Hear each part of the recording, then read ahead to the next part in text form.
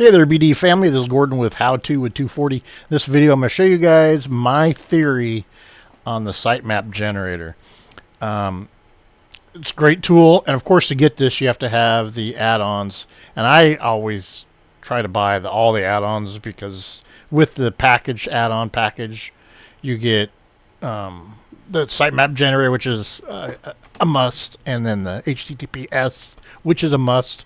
If you were to buy those separately, you're still looking at half the price of the whole thing. Anyway, so yeah, I always buy the add-ons. So the first thing you're gonna do when you install this, and this is that brand new website where we were converting. We took an old URL domain that it just wasn't getting any traction, so I wiped it all out and started with this domain. And there's some 3 videos in there that show how I did all that. Changed the domain out, changed all the Google apps and the mapping and all that stuff. Anyway, there's 3 videos on the channel for that. And also, I'd love for you to go in there and hit subscribe. Anyway, so first thing you do here is you hit the generate sitemap. I already did this because it takes about 2 minutes to do it, so I already did it. So then you're going to come down here, and up here it says sitemap submit search engine. This thing, copy that. Don't do that. Or you can do it if you want. I don't do that. And the reason being is, if you click on this show advanced controls, this opens up all of the sitemaps. So basically, if you click on this sitemap right here, and you give that to Google and Bing, it is actually going to give them all of these sitemaps here. And I don't know how many are here, but there's probably, 25 maybe? I don't know. But for me, I only give them about 4 or 5 of these. And I'll show you why, or I'll explain to you why. So if you give them all of these sitemaps, as soon as you rejuvenate so whenever you do a change or add a bunch of people, you're going to add them to the sitemap. You can regenerate the sitemap, or you can tell it here to do it every 7 days or 30 days. I would say don't do it every day. 7 days is a little soon, because every time you generated the new sitemap, it basically refreshes it and it changes its date. So when Google and Bing go in and look at your sitemap, they open up the sitemap and say, okay, well, hey, we've already done this listing here. Unless there's something new, then the date has changed. So if they have it logged in that, hey, we did a sitemap change back here, they have not changed anything on it yet, don't read it again. But if you rejuvenate this constantly, they're going to start over from fresh and start reading the whole website again. Okay, so that's the way they work, as in Google and Bing. That's how their Google bot and Bing bot works.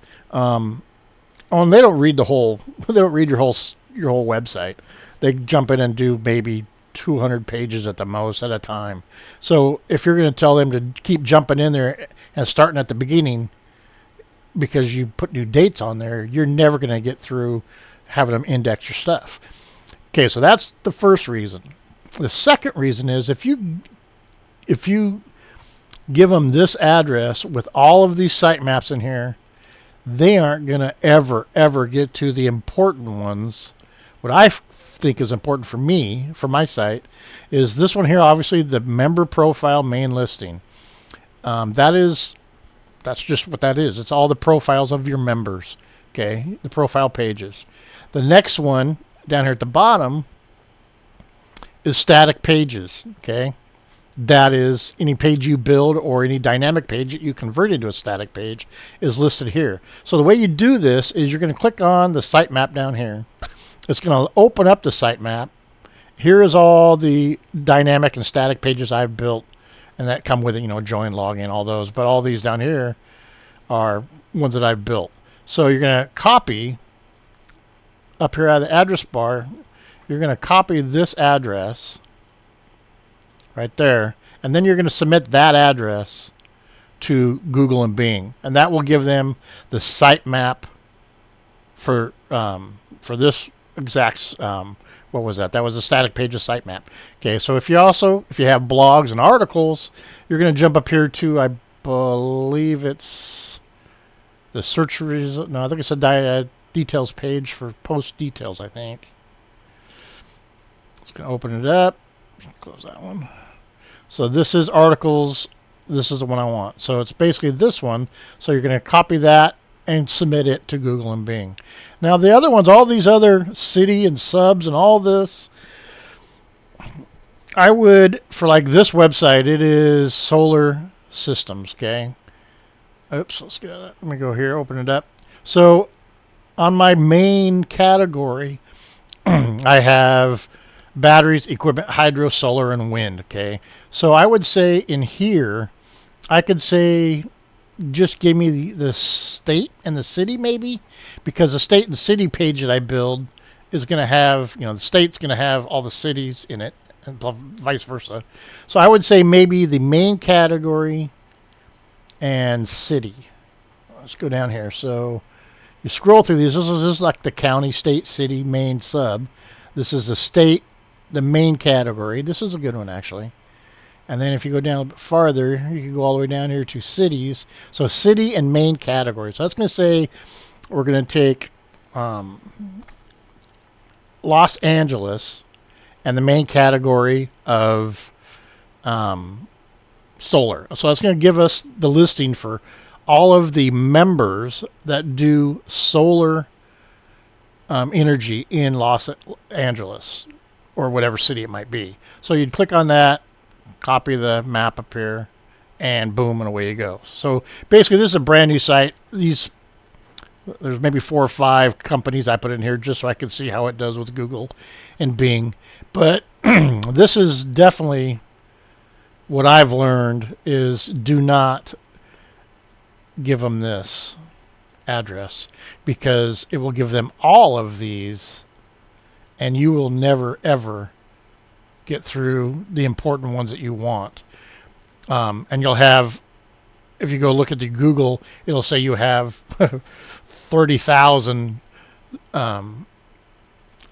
addresses that aren't, or pages that aren't being indexed, because they're finding, they're all doing the same info. So they're going to pick out, instead of you telling them what to do, they're going to try to pick out the important pages when they might not be the ones you want. So I would do, in conclusion, I would do static pages, your article page, obviously up the top, the main profile page, possibly the view reviews page, because that actually gives reviews. I don't know about that one. Maybe that one. Main category only, members of main category, that would be, for me, that would be all the members that do solar in the United States. They would pop up. So it all depends on how your system is built up, what you're trying to do here, with which one of these you pick, or which couple of these you pick. Just remember that Google is not going to read more than a couple hundred pages at a time, and then they might not come back for a week, 2 weeks to get back into your site. So to say, hey, here's 50,000 pages, index them, that's not going to happen.